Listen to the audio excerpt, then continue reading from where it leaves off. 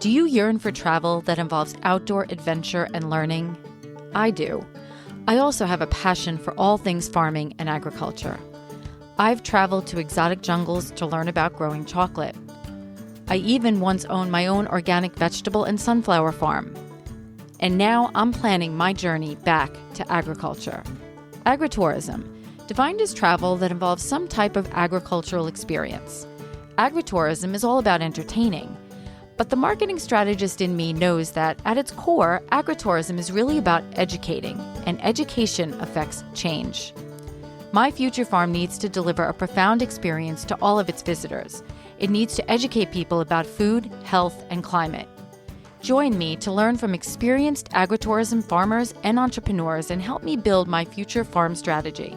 And who knows, maybe one day soon you'll find yourself in a tropical jungle cutting open cacao pods with a machete, or savoring an outdoor plant-to-plate community dinner with 100 guests at a farm in Illinois. So let's tap into the agritourist in you. When I first interviewed Lisa Chase back in 2024 in episode 5 of the Agritourist podcast, agritourism felt like an emerging conversation. Fast forward to today, nearly 90 episodes later, and it's clear this isn't just a niche sector. It's a movement.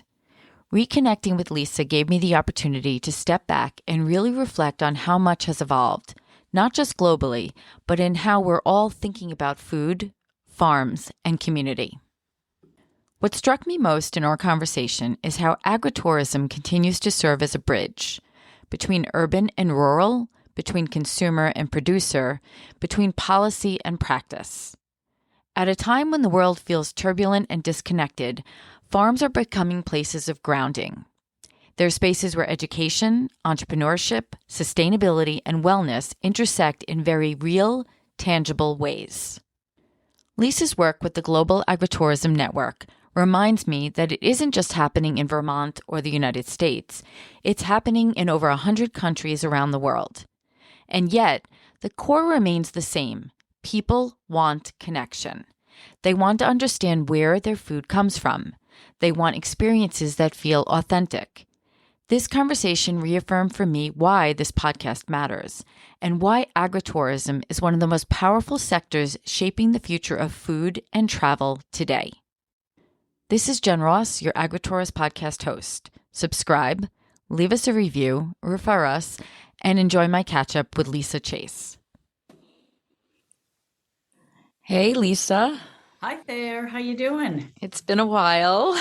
Yeah, I was just checking out your website. Wow, you have been busy. Yes, and I'm so excited. I was actually looking. I'm like, we were episode 5, and I'm up to 80. Yeah. It was that, and that was May 2024. So it's kind of cool. Very, very cool. And I was looking at all the amazing people, so many amazing people that you've spoken with. And such diversity. And the thing is, though, every time I get off the phone or the Zoom, I'm in awe, of what people are doing. And just they're so inspiring. They keep me on my mission. They keep me going because, we all have, the ups and downs of life. But anytime I have these conversations, it's just kept me in a great momentum. So for that reason alone, the podcast is so important to me personally. So how are you? Are you still the head, UVM extension? Your title was Natural Resources Specialist. Are you still in the same role? Give me an update on where you're at.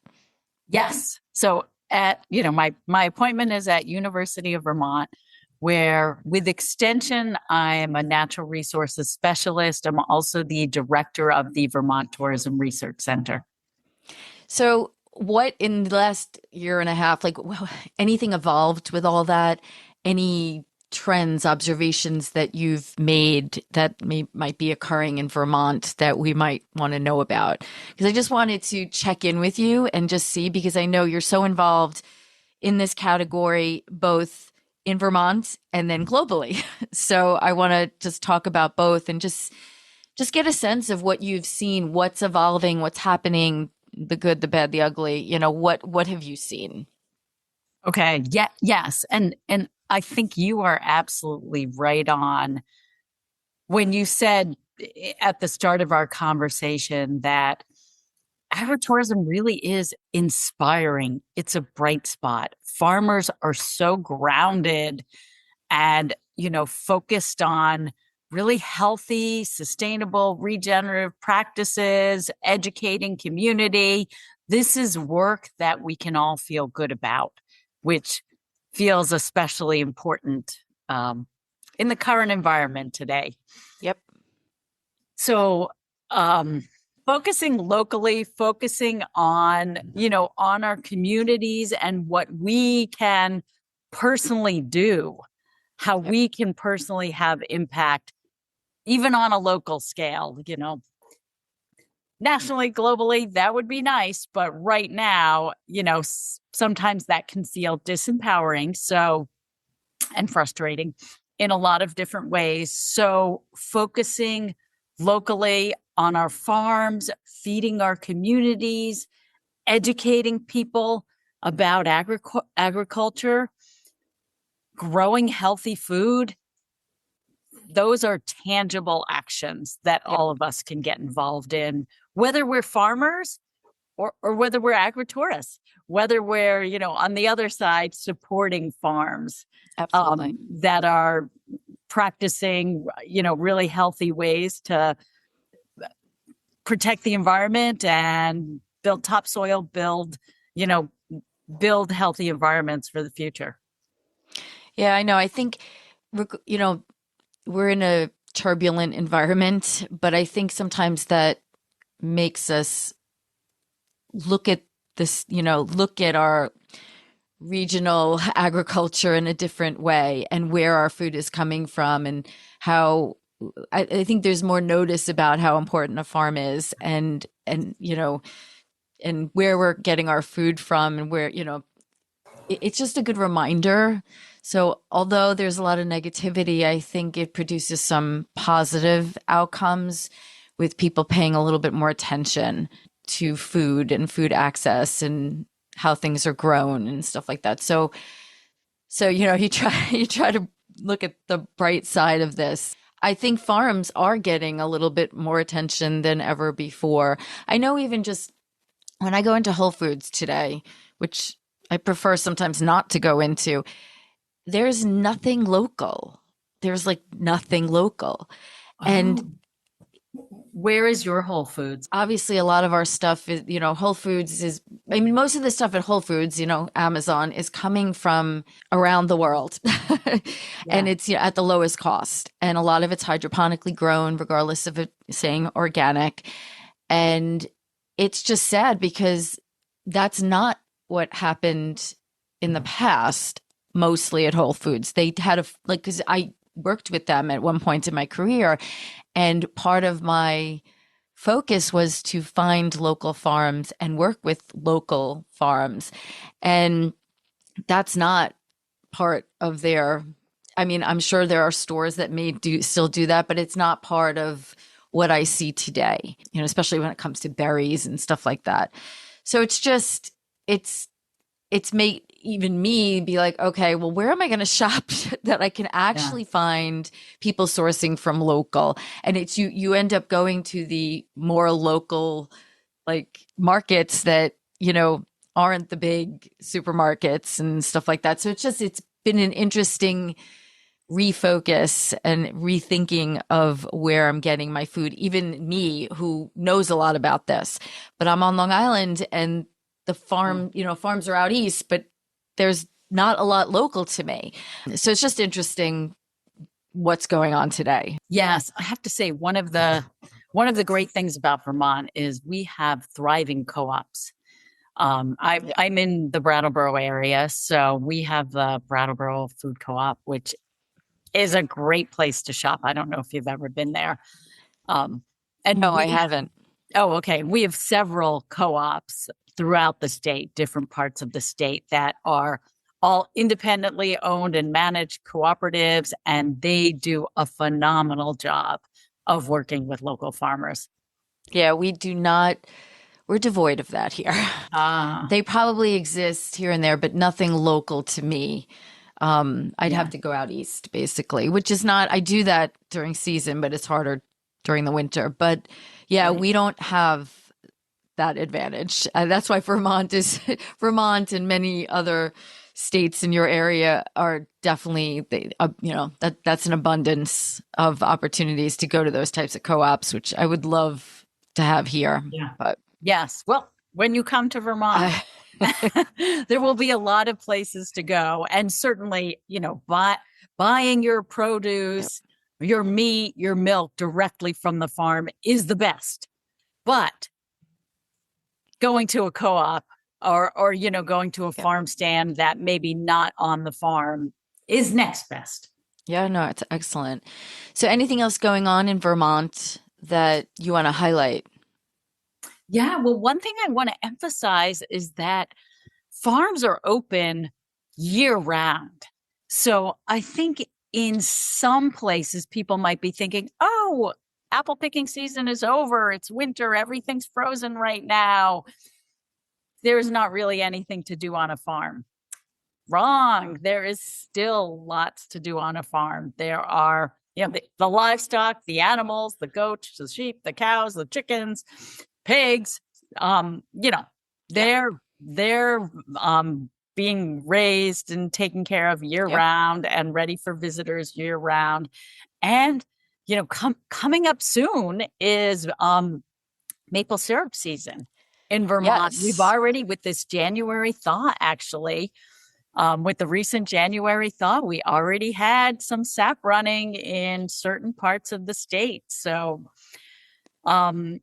get ready because, pretty soon it will be sugaring season. And that's such an exciting time to visit Vermont and other states where the sap is flowing and you get to really experience this first harvest of, maple syrup, but all the many, maple candies and maple creams and different products that maple contribute to.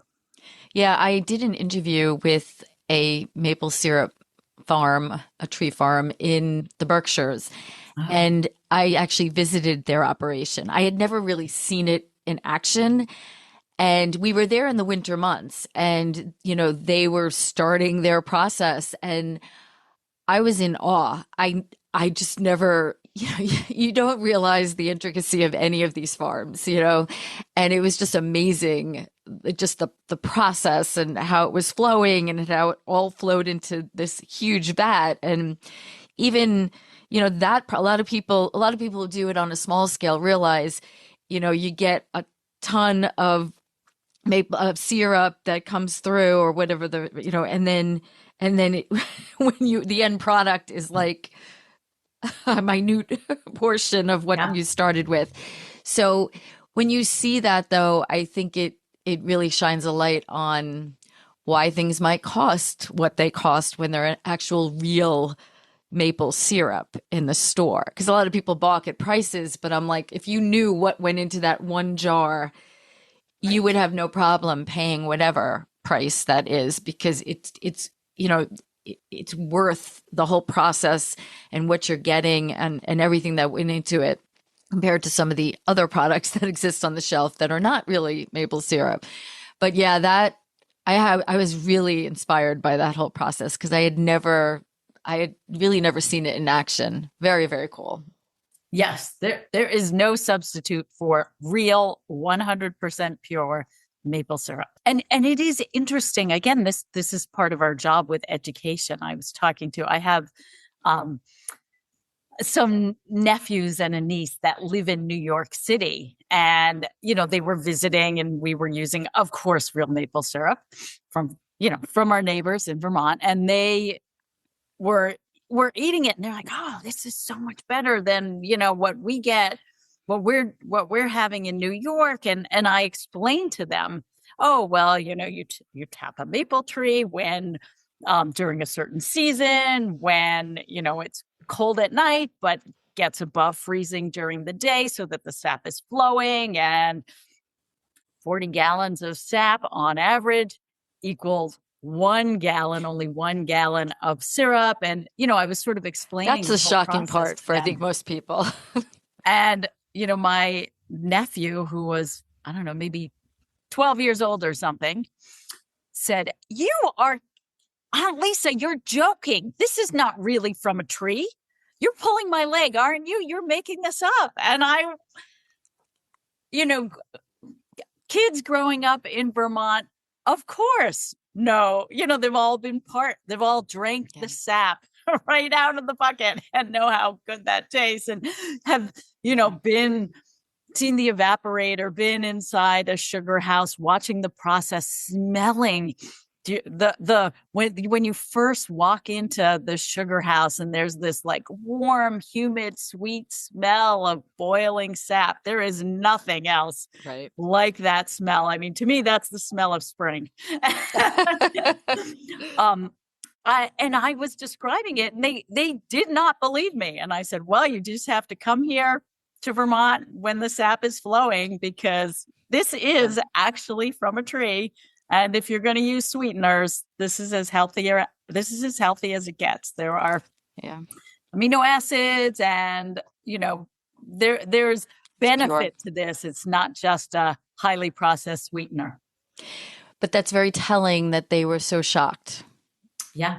Oh, yeah. I mean, our job is so important because 98% of the U.S. population does not work on a farm. People are so disconnected from where our food comes from, how our food is produced, what goes into creating healthy food. And that's a real travesty, not for the consumers, but also for the growers, for the producers, because that disconnect is unhealthy, not only for our environment, it's unhealthy for our communities. Yep. And for us as individuals, I mean, as individuals, we, evolved with deep connections to nature, to food production, to self-sustaining and subsistence. Yep. That lack of connection to nature and agriculture, potentially there's growing research in that area, potentially leads to real mental health challenges. And being out in nature, being in agriculture, getting your hands dirty in the soil, working with animals, all of that can provide such wellness and health benefits for everybody. Absolutely. Especially and there's research on that too. Yeah. Yes, there's a growing body of research looking at how important it is. And, I think we have an obligation to bring people, from the urban areas, whether they're in rural states or more urban states, bring them to farms and help them understand how nature and agriculture work. So you work with a lot of farmers and people in that network in Vermont. Have you seen anything unique when it comes to agritourism over the past year and a half? Like, is there anything that stands out in your mind that someone's doing differently, or anything that you've noticed that might be unique to things that we've seen and discussed in the past? Well, I always say that farmers are the ultimate entrepreneurs. Agreed. They have had to adapt and change, always, whether it's because of a crazy, weather event that's coming our way, or changes in the economy and the marketplace and visitors. So we see farms doing such creative things. I think a lot of farms are now bringing art, ballet, dance, movement, yoga into the farm experiences. Ballet on the farm. Have you heard of that? I think you might have mentioned that last time. But yeah, I've definitely heard there's a lot of art and agriculture going on, which I love, Yes. I think that's very powerful. And theater, there's a farm in Williston, Vermont, Isham family farm, that recently opened up a theater. So they're doing music, art, visual art, as well as performing art, theater productions, all of it being integrated with agriculture and with farm experiences. So there is no end to the creativity and entrepreneurship of farmers. And I think we're going to keep seeing that as society changes, as people want different experiences on farms, as well as, there are always the traditional apple picking, berry picking, visiting a sugaring operation, just cheese making classes, really like learning how food is produced and being a part of that experience. Does Vermont, I presume Vermont, I mean, you're getting a lot of tourism from other states, I presume. Is it more just the states around you, or are you pulling people from all over the country? And all over the world. Yeah. So, yes, I mean, if you look at the numbers, I mean, there's a lot of in-state tourism as well. Right. People from more urban areas in Burlington may go stay overnight on a farm in a different part of the state, in a more rural part of the state, or go to, farm to table dinners. So there's within the state, even within a community, we see that sort of connection between the farm and the community. That's part of agritourism. But yes, there certainly are people, driving from New York, Boston, Quebec, Montreal. We at Vermont is fortunate to be surrounded by cities with interested populations in coming and experiencing farms. But we have people flying over from California and from Europe. From Italians are coming to Vermont to learn what we have going on with agritourism. And you may recall one of the things we talked about when we spoke in 2024 was this global agritourism network that I have found so beneficial from my work in Vermont. Initially, I went to a conference in Italy to share what we had going on in Vermont with agritourism, and to learn and bring things back to our Vermont farmers. And then we hosted a conference in Vermont in 2022. And coming up, there was another conference in Italy coming up in June of 2026. There is a conference in Scotland. That is the Global Agritourism Conference, which is a conference of the Global Agritourism Network that we created, that we founded in 2023. And it's really exciting. We now have over 1,300 members from, I want to say, 116 countries. This is a vibrant network that keeps growing and sharing, and we all learn so much from each other about how things are done in different parts of the world. And then we bring that back. I bring it back to Vermont. Folks are bringing it back to, to Scotland, to India, to Taiwan, to Ghana, to, all over the world. We're sharing and learning from each other. So for 2026, obviously you have the conference coming up in June. What other initiatives the Global Agritourism Network do? Like, what are you doing? I know I participated in a Zoom call or a conference call. I know you do those frequently. So just give me a perspective of how things have evolved and what you guys are doing for people interested in agritourism.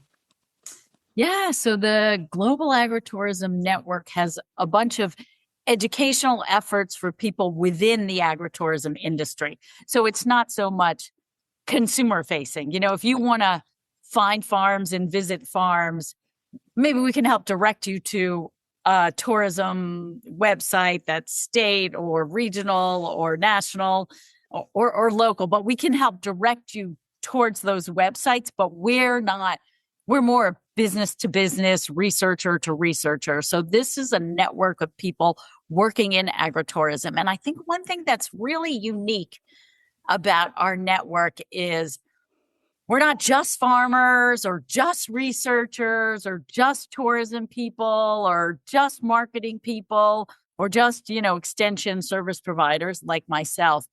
Everyone comes together. And that I'm realizing that is very unique. Oftentimes, these associations, and so these conferences and webinars and events that come out of these associations tend to focus on one sector of an industry. Maybe it's just the researchers talking to other researchers.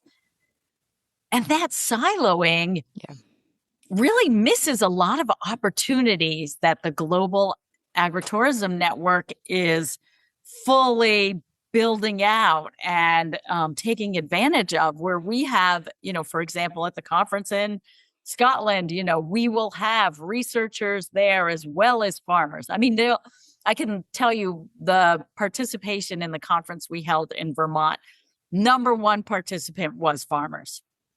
But we also had so many people working in research or tourism, or service providers or policymakers, insurance agents, all different people coming together. And I think that really enhances the on-the-ground impacts of our network.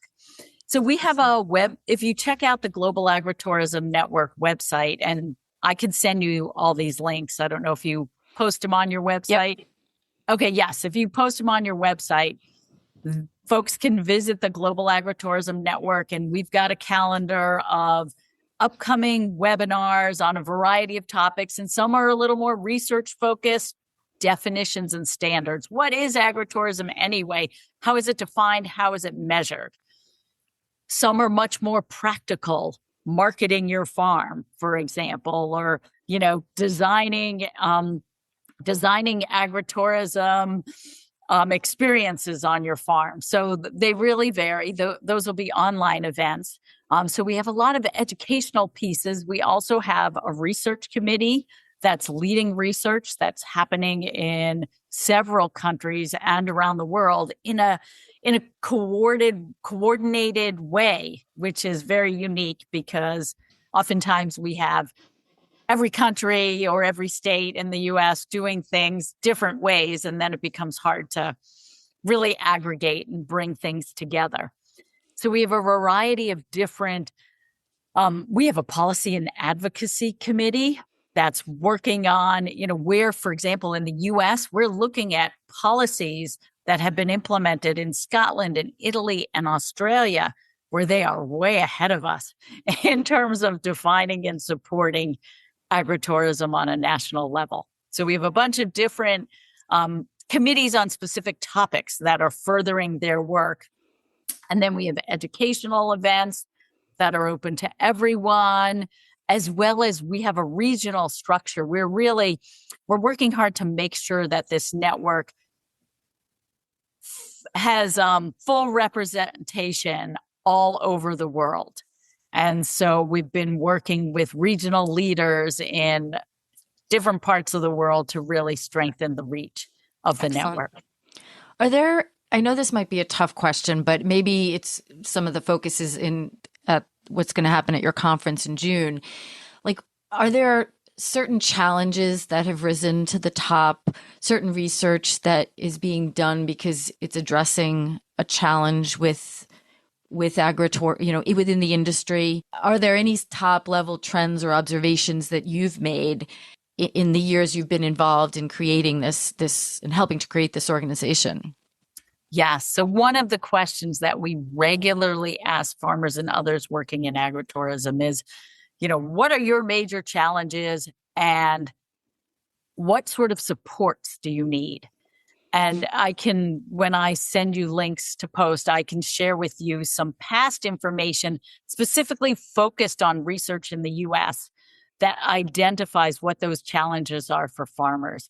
And here in the U.S., liability, insurance costs, safety on the farm, those are major challenges.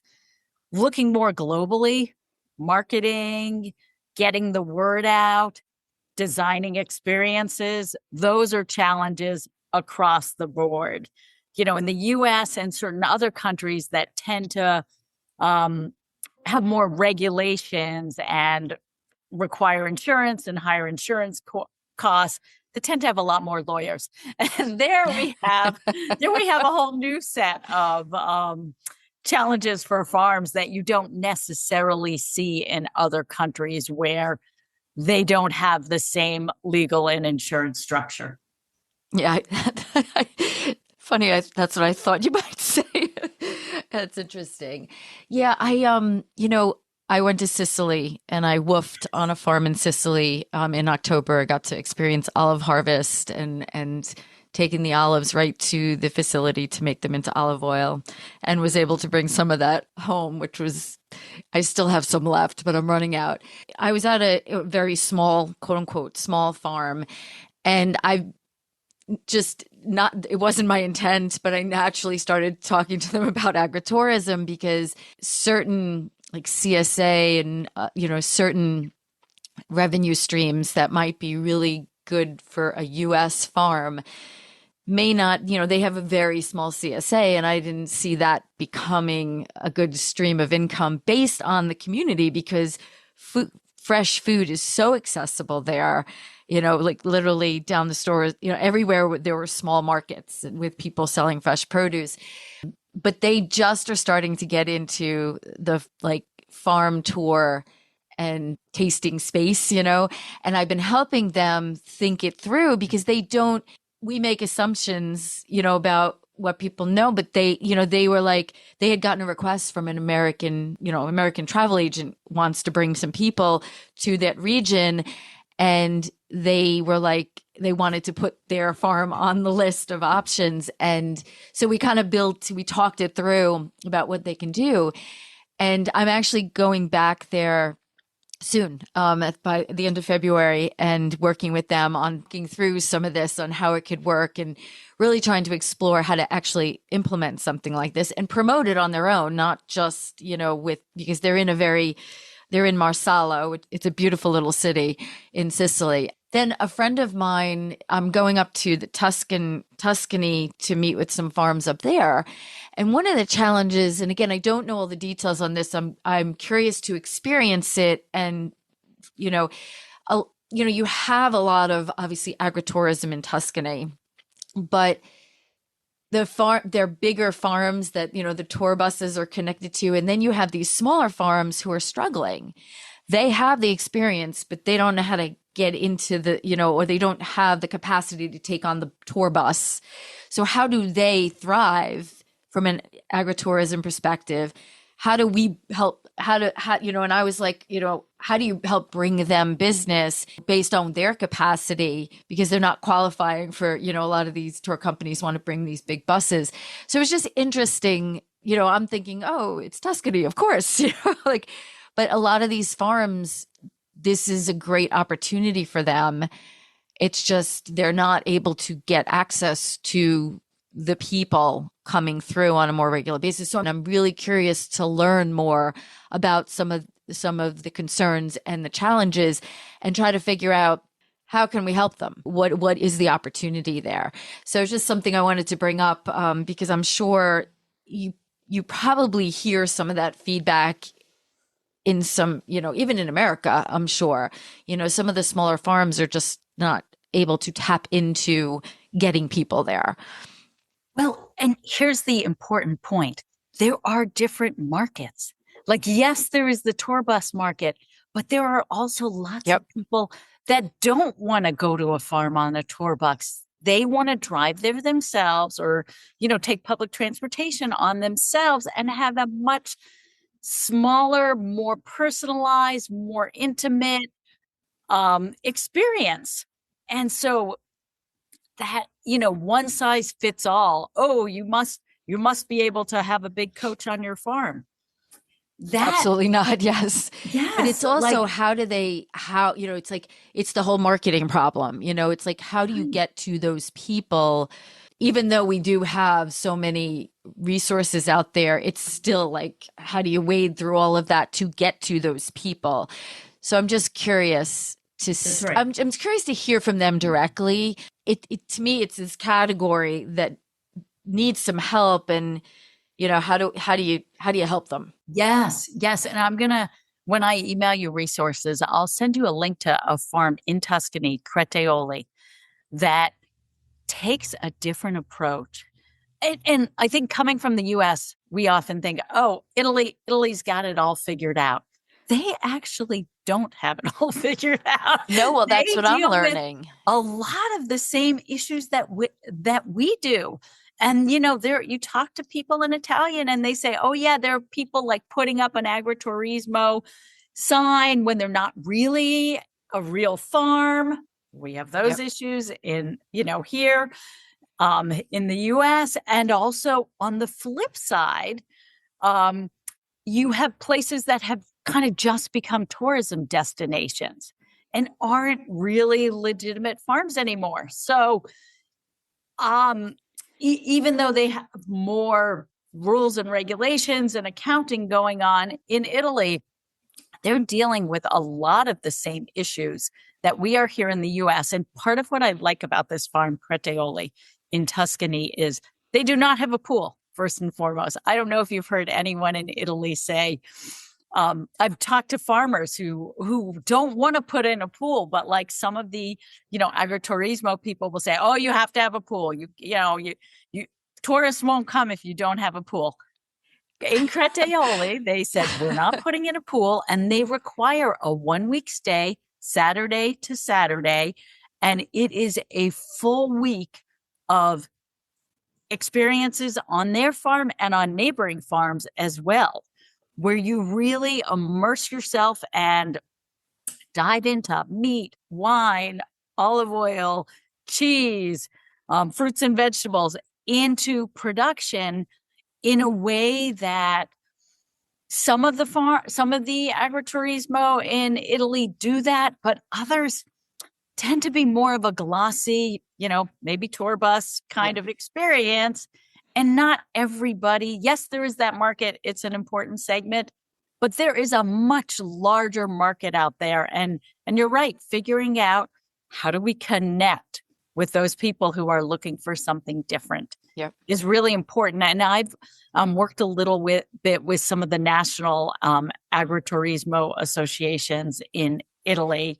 So, there's the potential to work with those as well as Airbnb Experience and Fair Harbor and these sort of experience platforms where, depending on who you're trying to reach, a lot of what I found when I was in Tuscany visiting Cretioli and seeing, their unique model was that a lot of the farms, they spoke English or they spoke German or, or maybe they spoke Mandarin. They had their, kind of target tourism audience and a connection there, and, language and just sort of understanding the culture that they were going for. Assuming it was not an Italian visitor, that was a really big, important part of their marketing. Excellent. Yeah, definitely send me their link. And also send me any agritourism organizations that you're aware of in Italy. I'd be curious to connect with them as well. I had an amazing experience, and all of this is happening just organically, and I just have learned so much. So I'm curious to, before I go, to learn some more and also check out that farm in Tuscany and to have when like a benchmark. Again? I am going February 27th through March 10th. Oh, coming right up. Yes. Okay. I'm really excited. Okay. Yes. I'll send you that information. But if you are able to make it to this conference in Scotland, there will be a large Italian delegation there. Excellent. And they will be great people to connect with as well. Excellent. Okay.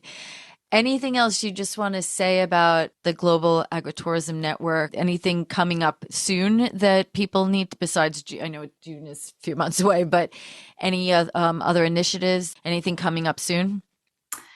I would just say that currently it's free to join the Global Agritourism Network, and there's discussion about membership fees that will likely vary depending on where you're coming from and what your income level is, because we feel like keeping it inclusive and accessible, equity is a big issue for a global network. Yep. But I just want to say that it is free to join and is a really incredible resource for anyone who's interested in understanding agritourism on a larger level beyond their local corner of the world. Excellent. Well, Lisa, thank you so much for taking some time to catch up with me. It's nice to see you and talk to you again. And I'm inspired by all the work that you do. I'm looking forward to maybe connecting in person in the future. So I hope so. I hope so. Yes. Always a pleasure to touch base. Let's do it again soon, hopefully in person, but let's stay in touch through this podcast. Agritourism is such an amazing industry, feels like the wrong word, such an amazing sector and such an inspiring sector. So I'm really excited to see its continued growth and want to do everything I can to help support our farmers. Well, we appreciate your leadership. So thank you. Thank you. All right, take care and bye-bye. I hope our AgriTourist podcast prompts you to think more about where your food comes from, whether it be your vegetables, fruits, meats, and even those sweet treats. Don't forget to subscribe and share this podcast with someone you think may truly benefit from or be inspired by it. Visit us at agra-tourist.com. Until next time.